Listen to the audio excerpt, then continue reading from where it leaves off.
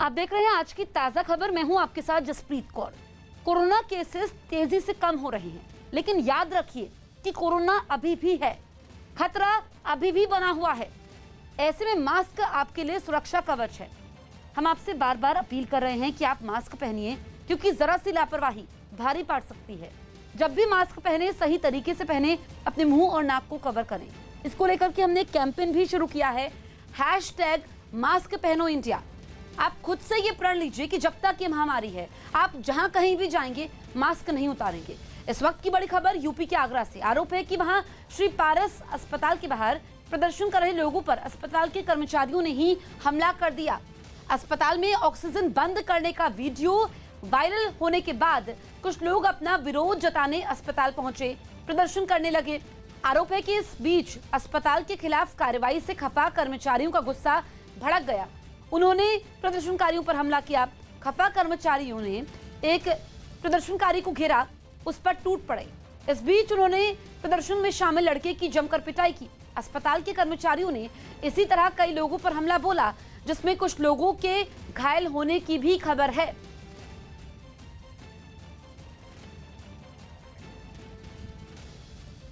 इस बीच आगरा के श्री पारस अस्पताल को सील करने के बाद वहां भर्ती मरीजों को दूसरे अस्पतालों में शिफ्ट किया गया।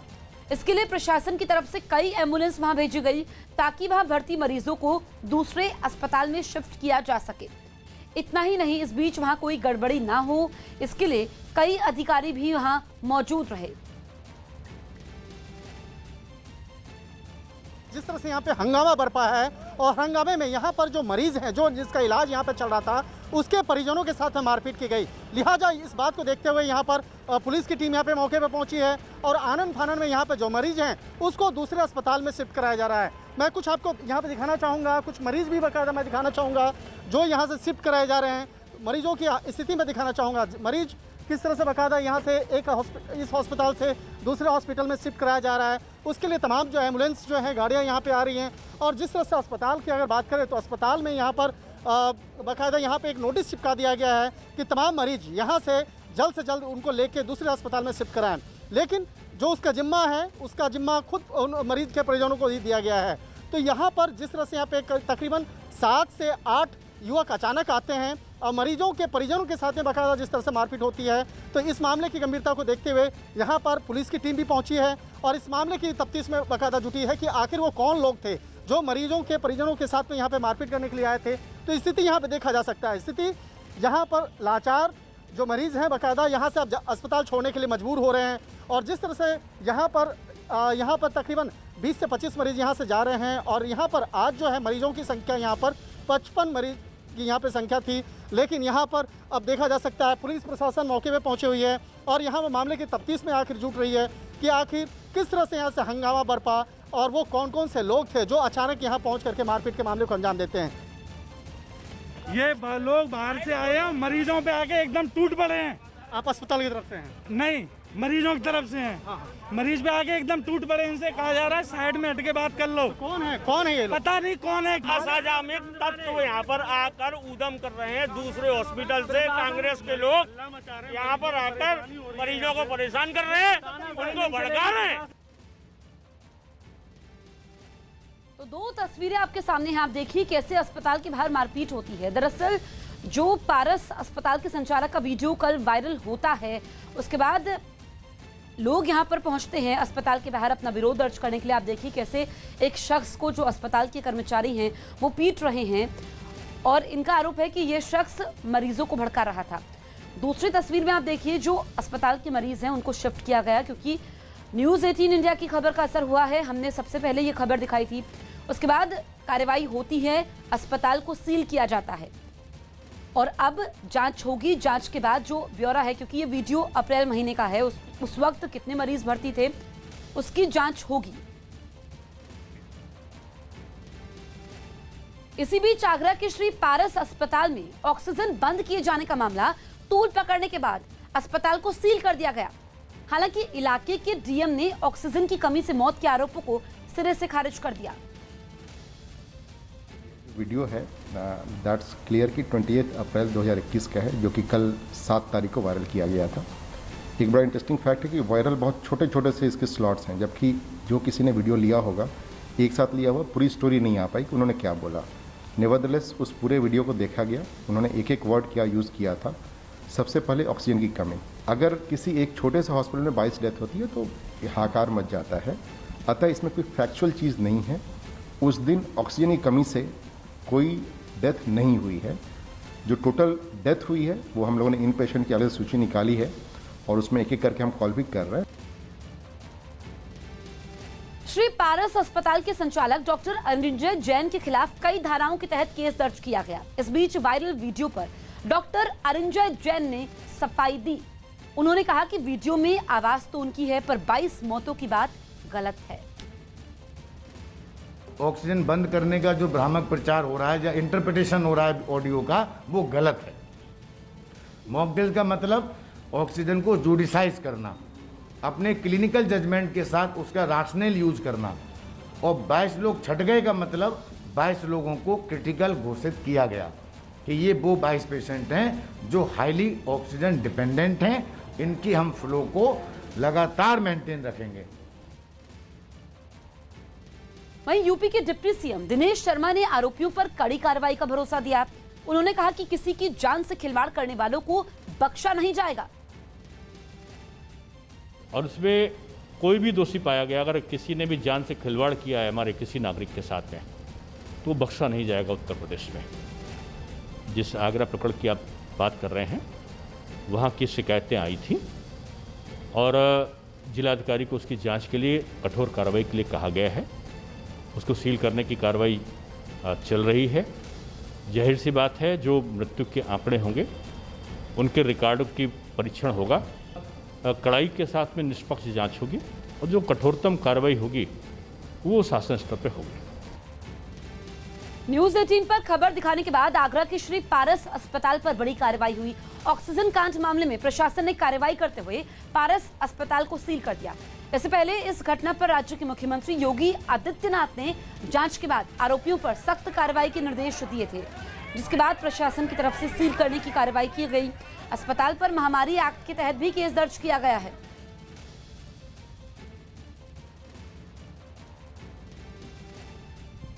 ट्रायल मार दो फिर मॉक ड्रिल करके देख लो, समझ जाएंगे कौन सा मरेगा कौन सा नहीं मरेगा। सही बात है, सही बात है। फिर मॉक ड्रिल करी हमने सुबह 7 बजे, मॉक ड्रिल हुई, सब दोषी नंबर ये किसी पता नहीं, ये मॉक ड्रिल कराई सुन करके सबकी।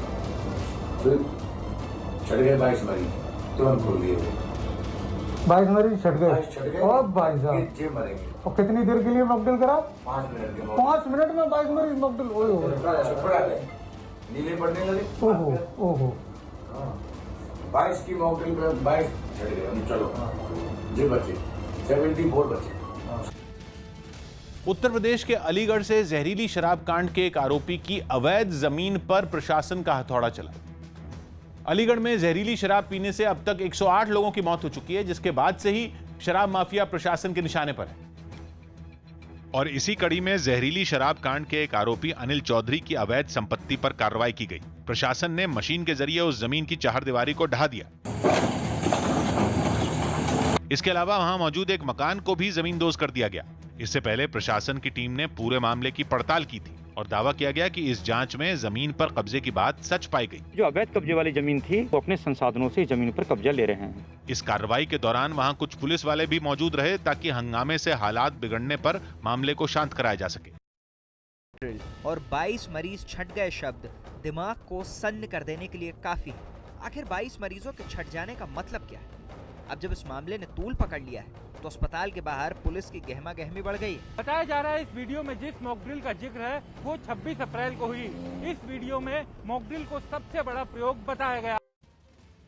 यूपी के कानपुर में भीषण सड़क हादसे में 17 लोगों की मौत हो गई। बताया गया कि संचेड़ी में बस और लोडर के बीच सीधी टक्कर हुई थी, जिसके बाद बस पलट गई। बस कानपुर से अहमदाबाद जा रही थी, तभी यह हादसा हुआ।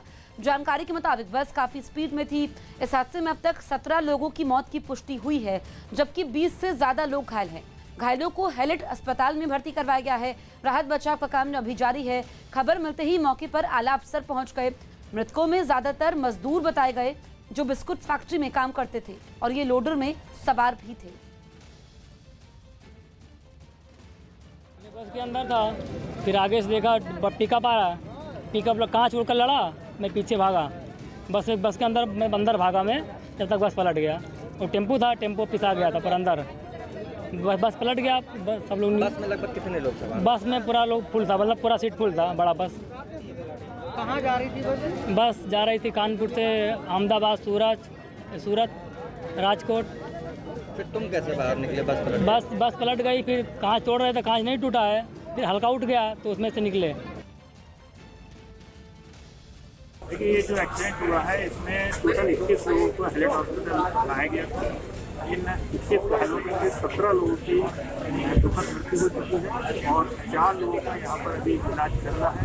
डॉक्टरों की टीम में लगातार प्रयास कर रही है कि लोगों को अच्छे से इलाज कर सके, उनकी जान को बचाया जा सके। एक प्राइवेट बस उन्नाव से गुजरात जा रही थी, कुछ मजदूरों को, कर्मियों को लेकर के। इस बस की एक बहुत ज़ोरदार टक्कर हुई टेम्पो के साथ में, जिस टेम्पो में स्थानीय सवारियां कुछ जा रही थी। ये कानपुर आउटर जनपद में सचेंडी थाना क्षेत्र है, किसान नगर ब्रिटानिया फैक्ट्री के पास में ये घटना हुई। ज़्यादातर जो लोग टेम्पो में सवार थे उनको गंभीर चोटें लगी हैं और अभी तक 16 लोगों की दुर्भाग्य से मृत्यु होने की पुष्टि है। 5 लोगों का इलाज चल रहा है, बाकी लोग को जो चोटें लगी उनका भी इलाज चल रहा है। भीषण सड़क हादसे में हुई मौत पर पीएम नरेंद्र मोदी ने दुख जाहिर किया है। पीएम कार्यालय की तरफ से ट्वीट किया गया कि कानपुर में हुई सड़क दुर्घटना अत्यंत दुखद है।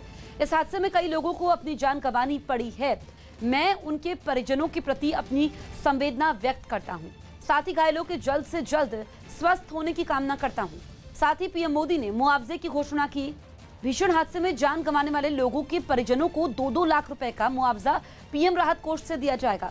घायलों को 50-50 हजार रुपए के मुआवजे का ऐलान भी किया गया। वहीं गृह मंत्री अमित शाह ने भी हादसे पर दुख जाहिर किया है। उन्होंने लिखा कि यूपी के कानपुर में हुआ सड़क हादसा अत्यंत दुखद है। इसमें जान गंवाने वाले लोगों के परिजनों के प्रति अपनी संवेदना व्यक्त करता हूँ। ईश्वर उन्हें ये दुख सहने की शक्ति दे। घायलों के शीघ्र ही स्वस्थ होने की कामना करता हूँ। राजस्थान के 12 से हैरान कर देने वाली एक तस्वीर सामने आई। वहां अनाज मंडी में चोरी के आरोप में एक आदमी की बेरहमी से पिटाई गई।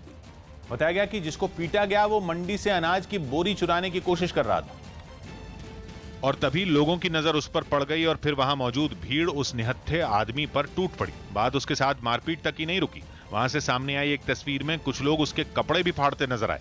यही नहीं, ऐसा करने के लिए आसपास खड़े कुछ लोग बाकियों को उकसाते भी सुने गए। वो आदमी वहां मौजूद लोगों से खुद को छुड़ाने की गुहार लगाता रहा। उसने काफी मिन्नतें की, लेकिन भीड़ पर इसका कोई असर नहीं हुआ। उसके कपड़े फाड़ने के बाद सभी ने उसे वहां से नंगा दौड़ा दिया।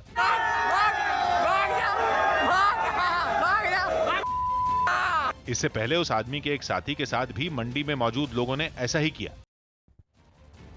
दिल्ली पहुंचे बीजेपी नेता शुवेंदु आज पीएम मोदी से मुलाकात करेंगे। सूत्रों के मुताबिक बंगाल में चुनाव बाद हिंसा के बारे में पीएम को जानकारी भी देंगे। शुवेंदु अधिकारी दोपहर 12 बजे पीएम मोदी से मुलाकात करेंगे। इससे पहले शुवेंदु अधिकारी ने गृह मंत्री अमित शाह से मुलाकात की और उन्हें पश्चिम बंगाल की मौजूदा कानून व्यवस्था की जानकारी भी दी। अमित शाह के अलावा शुवेंदु अधिकारी ने बीजेपी अध्यक्ष जेपी नड्डा से भी मुलाकात की। मुलाकात के बाद शुवेंदु ने कहा कि बंगाल की स्थिति बहुत खराब है। बीजेपी वोटर के साथ जो बंगाल में हो रहा है वो बंद होना चाहिए। दक्षिण अमेरिकी देश पेरू में राष्ट्रपति चुनाव के नतीजों से पहले लेफ्ट उम्मीदवार के समर्थकों ने मार्च निकाला। 6 जून को हुए चुनाव में लेफ्ट के पेड्रो कास्टिलो और राइट विंग की प्रत्याशी केको फुकिमोरी के बीच कांटे की टक्कर रही, जिसके अंतिम नतीजे अभी आना बाकी हैं। लेकिन उससे पहले ही लेफ्ट के समर्थक सड़कों पर उतर आए और अपने उम्मीदवार की जीत की उम्मीद में जश्न मनाते दिखे। ये लोग हाथों में झंडे थामे आगे बढ़ते रहे। साथ ही ये लोग अपने नेता पेड्रो कास्टिलो की तस्वीर वाले बैनर और पुतले भी पकड़े नजर आए।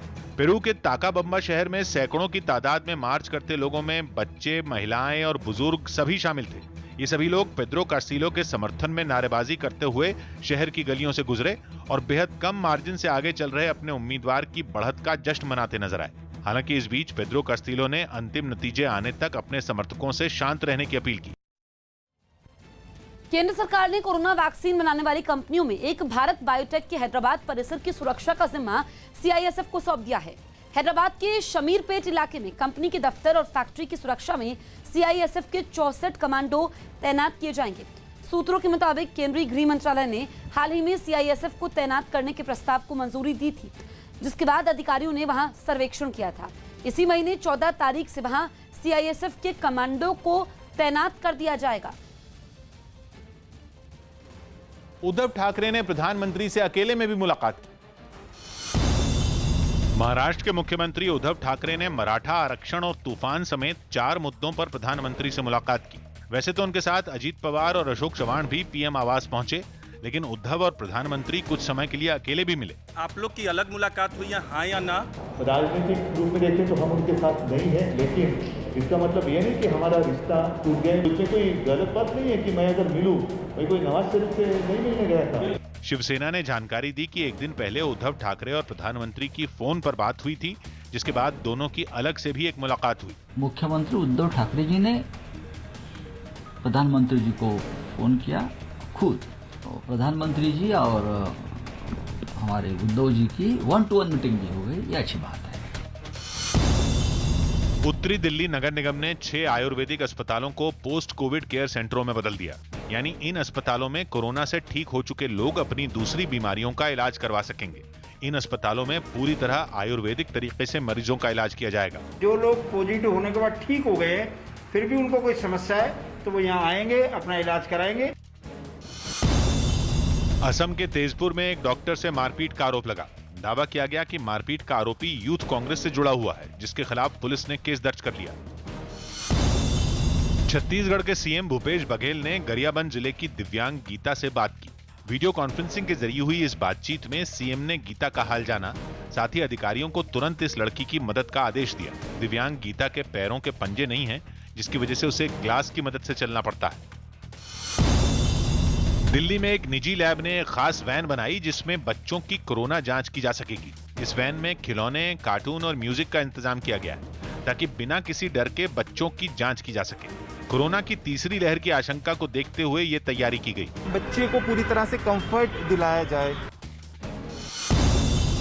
बिहार के जमुई में कई जगहों पर लोक जनशक्ति पार्टी के सांसद चिराग पासवान के लापता होने के पोस्टर लगाए गए। इन पोस्टरों में इलाके के सांसद का पता पूछा गया, साथ ही पता लगाने वाले को इनाम देने का ऐलान भी किया गया। इन पोस्टरों को लगाने वालों का कहना है कि लोग कोरोना से परेशान रहे, लेकिन चिराग पासवान कहीं नजर नहीं आए।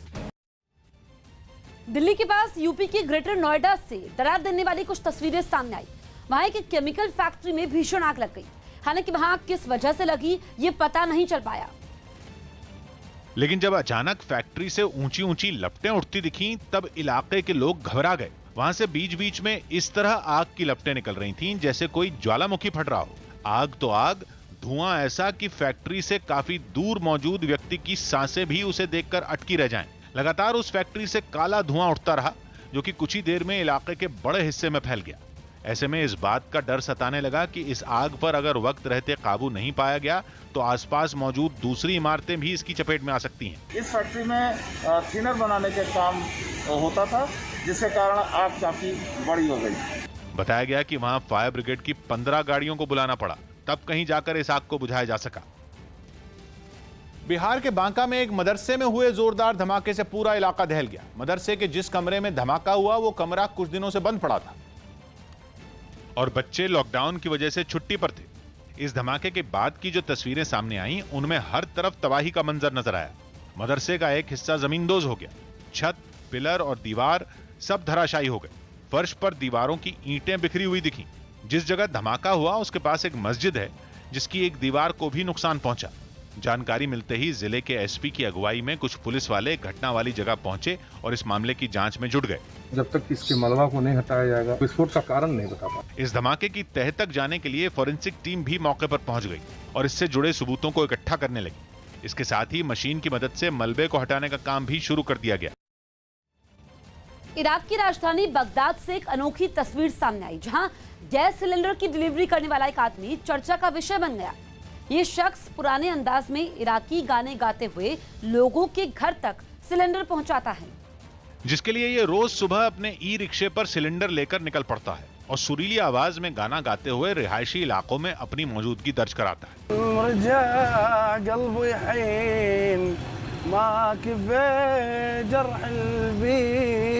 इराक में इस तरह से सिलेंडर की डिलीवरी पहले आम बात थी, लेकिन वक्त के साथ ये रिवाज खत्म होने लगा। मोतजर अब्बास नाम के इस शख्स का दावा है कि वो पूरे इराक में ऐसा करने वाला इकलौता डिलीवरी मैन बचा है। एक तरफ जहां नए जमाने के डिलीवरी मैन लाउडस्पीकर पर तेज आवाज में नए गाने बजाकर अपने काम पर निकलते हैं, वहीं पुराने रंग ढंग में मोतजर अपने गानों से पुराने दिनों की यादें ताजा कर देता है, जो लोगों को बेहद पसंद आ रहा है। ये काम उसने अपने पिता से सीखा, हालांकि वो अपने बच्चों को इससे दूर रखना चाहता है। अमेरिकी एक रिपोर्ट में वुहान लैब से कोरोना वायरस के लीक होने के दावे पर मोहर लगाई। द वॉल स्ट्रीट जर्नल की रिपोर्ट है कि अमेरिका की एक नेशनल लैब ने कोरोना वायरस के चीन की वुहान लैब से लीक होने की संभावना जताई। यही नहीं, इस लैब ने वायरस के पैदा होने की ठीक से जांच किए जाने की भी मांग की। कैलिफोर्निया की लॉरेंस लिवरमोर नेशनल लैब ने पिछले साल मई में कोरोना से जुड़ी रिसर्च की।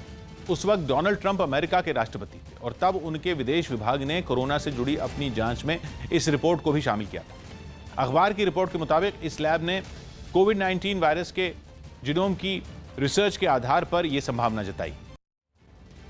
यूपी के गोंडा से दिल दहला देने वाली तस्वीरें सामने आई। वहां जमीन विवाद पर दो पक्षों के बीच जमकर मारपीट हुई, जिसमें कुछ लोग घायल हो गए। इस घटना का वीडियो सोशल मीडिया पर वायरल हो गया, जिसमें दोनों पक्षों के लोग एक दूसरे से भिड़ते दिखाई दिए। इस मारपीट में बड़े बुजुर्गों के साथ कुछ महिलाएं भी नजर आई। इस बीच कई लोगों ने डंडों से भी वार किया। जिस जगह ये हंगामा हो रहा था, वहीं दोनों पक्षों के अलावा कोई और मौजूद नहीं था। यही वजह रही कि कोई बीच बचाव नहीं कर सका और वो लोग एक दूसरे के साथ काफी देर तक मारपीट करते रहे।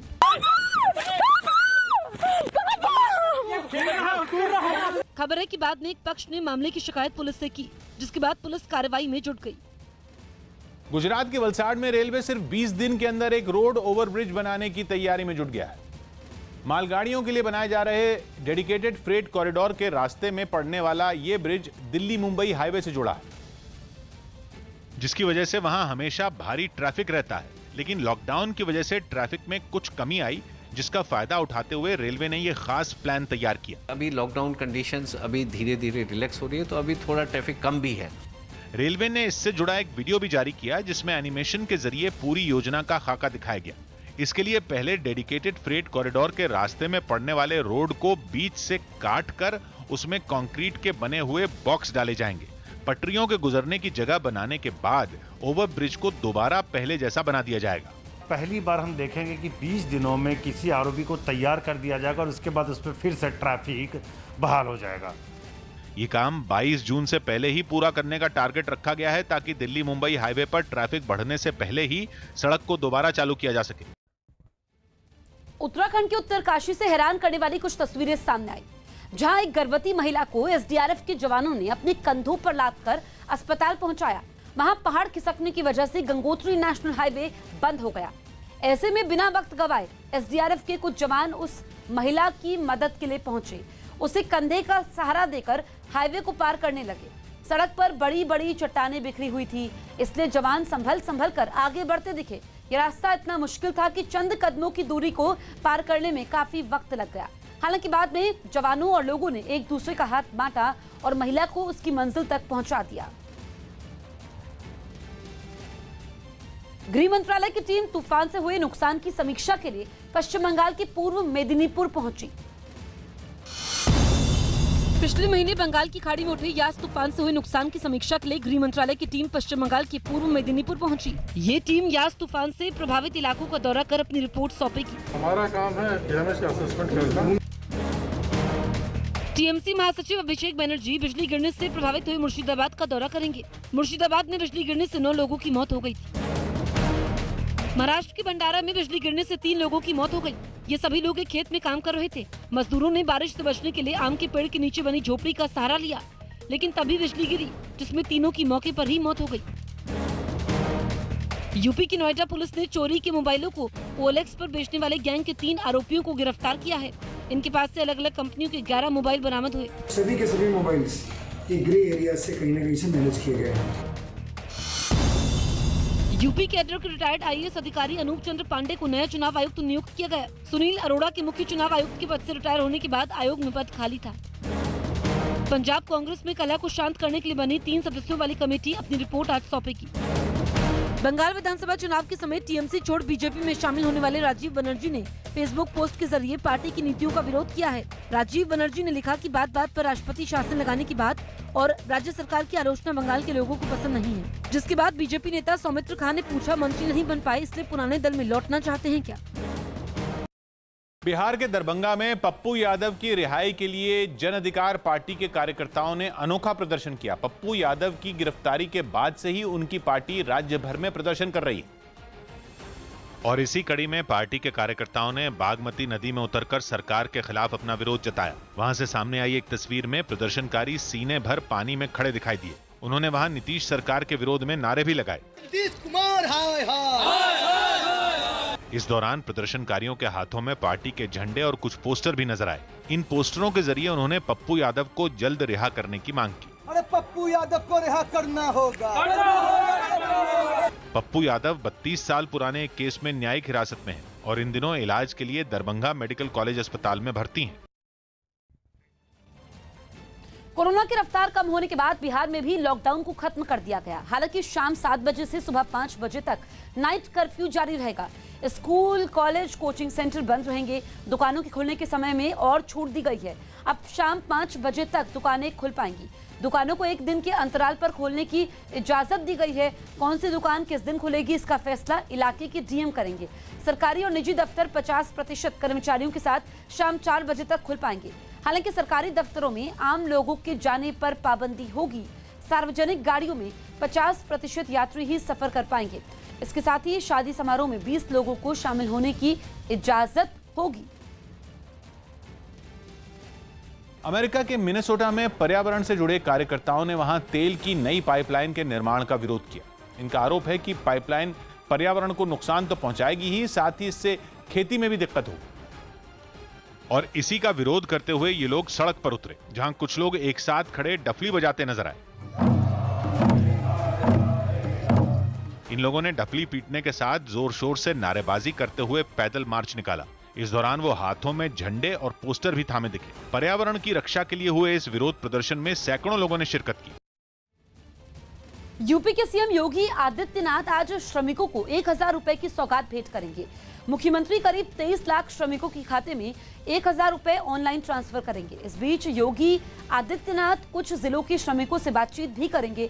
साथ ही मुख्यमंत्री असंगठित क्षेत्र में कार्य करने वालों के लिए एक पोर्टल भी लॉन्च करेंगे। इस मौके पर वहां राज्य के श्रम मंत्री, अपर मुख्य सचिव और दूसरे अधिकारी भी मौजूद रहेंगे। इस पोर्टल के जरिए असंगठित क्षेत्र में कार्य करने वाले ठेले वाले, मोची, नाई और दूसरे मजदूर अपना रजिस्ट्रेशन करवा सकते हैं। कोरोना के हल्के या बिना लक्षण वाले मरीजों के इलाज में बदलाव पर जारी निर्देशों पर स्वास्थ्य मंत्रालय 24 घंटे में ही पलट गया। न्यूज़ 18 के रवि सिंह की रिपोर्ट है कि इन मरीजों के इलाज से अभी हाइड्रोक्सीक्लोरोक्विन, आइवरमेक्टिन, एंटीबायोटिक और भाप लेना नहीं हटाया गया।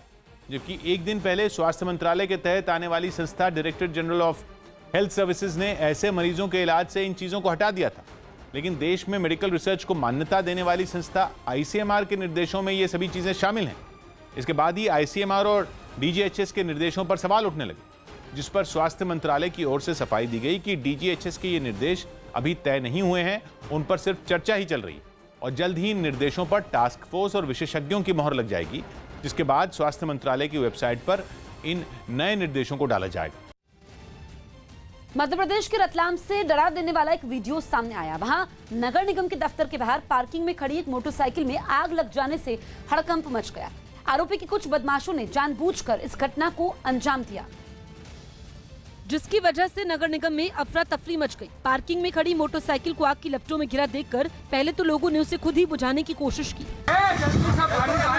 इसके साथ ही लोगों ने उसके नजदीक खड़ी दूसरी मोटरसाइकिलों को वहां से हटाना शुरू कर दिया ताकि उन्हें जलने से बचाया जा सके।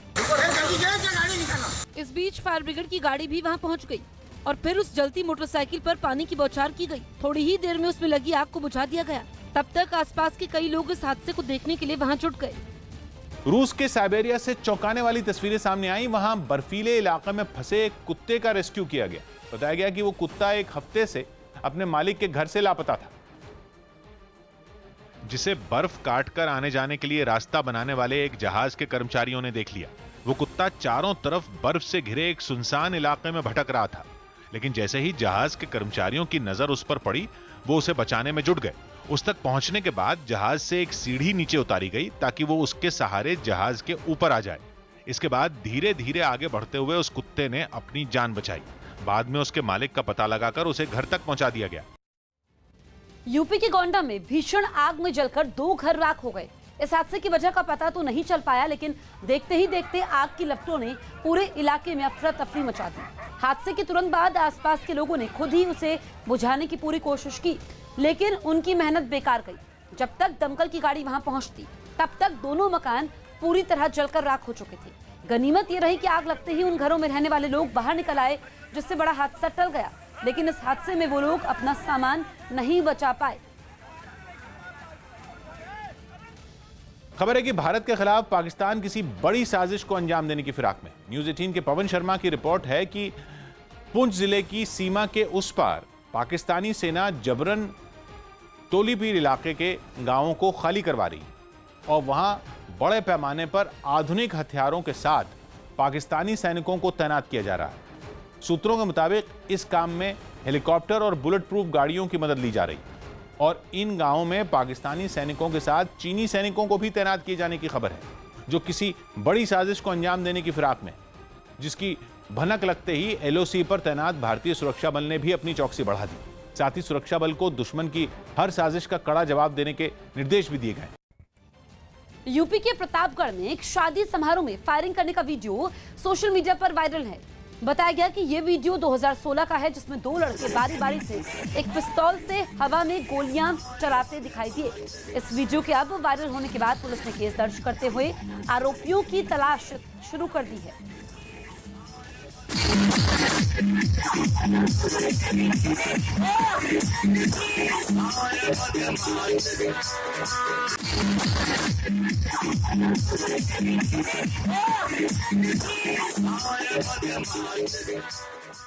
उत्तर कोरिया के शासक किम जोंग उन ने हाल ही में एक नया कानून पेश किया है, जिसका पालन नहीं करने पर लोगों को अपनी जान से हाथ धोना पड़ सकता है। न्यूज़ 18 के संदीप बोल की रिपोर्ट है कि इस नए कानून के तहत वहां जो भी विदेशी फिल्में देखेगा या जीन्स पहनेगा, उसे जेल से लेकर सजाए मौत हो सकती है। खासकर दक्षिण कोरिया, अमेरिका और जापान का मीडिया कंटेंट देखने पर फांसी की सजा दी जाएगी और उसे देखने पर 15 साल तक की जेल की सजा हो सकती है।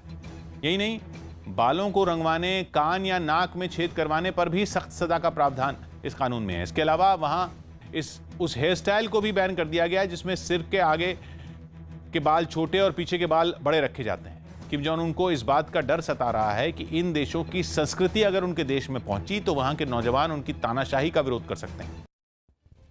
फिलिस्तीन के गाजा में एक चरमपंथी संगठन से जुड़े लोगों ने हथियारों के साथ मार्च निकालकर अपनी ताकत की नुमाइश की। इस बीच इलाके के कई लोगों ने उनका जोरदार स्वागत किया और कुछ महिलाओं ने तो उन पर फूल भी बरसाए। इस संगठन से जुड़े लोगों ने खतरनाक हथियारों के साथ पूरे शहर में परेड निकाली। कुछ लोग गाड़ियों पर सवार दिखे तो कई पैदल चलते हुए आगे बढ़ते रहे। उन्हें देखने के लिए जगह जगह भारी भीड़ भी जुटती गई। उनका ये मार्च उन इलाकों से होकर भी गुजरा जो इजराइल और चरमपंथी संगठन हमास के बीच हुई लड़ाई की वजह से बर्बाद हो चुके हैं। यरूशलेम से चौंकाने वाला एक वीडियो सामने आया। वहां के एक बड़े अस्पताल की पार्किंग का एक हिस्सा अचानक धंस गया और वहां खड़ी कुछ गाड़ियां कई फीट गहरे गड्ढे में समा गई। पार्किंग में गड्ढा हुआ कैसे, इसकी जांच की जा रही है, लेकिन शक है कि पास में एक हाईवे के लिए खोदी जा रही सुरंग की वजह से यह हादसा हुआ, जिसकी सामने आई फुटेज में चंद मिनट पहले सब सामान्य दिखा, लेकिन तभी अचानक धरती फटी और पार्किंग में खड़ी लाखों की कुछ गाड़ियों को निगल गई। कारें आराम से खड़ी थी, लेकिन अच्छी खासी दिख रही पार्किंग ऐसे जमींदोज हुई कि गाड़ियां औंधे मुंह नीचे जा गिरी। हालांकि राहत की बात यह रही कि हादसे में किसी को कोई चोट नहीं आई, मगर इसके बाद ड्रोन कैमरे से जो तस्वीरें ली गईं, उनमें पार्किंग में गहरी खाई सी बनी नजर आई। इतनी गहरी कि उसके अंदर फंसी गाड़ियों का थोड़ा सा ही हिस्सा बाहर दिखा। जानकारी मिलते ही पुलिस और बचाव एजेंसियों के कर्मचारी तुरंत घटनास्थल पर पहुंचे। उन्होंने पार्किंग को सील किया और मामले की तहकीकात में जुट गए, लेकिन उनके होश भी तब उड़ गए जब उनकी आंखों के सामने ही पार्किंग की जमीन रह रहकर दम तोड़ती रही। इस वजह से आशंका जताई जा रही है कि मुसीबत अभी टली नहीं है, बल्कि गड्ढा अभी और बड़ा हो सकता है।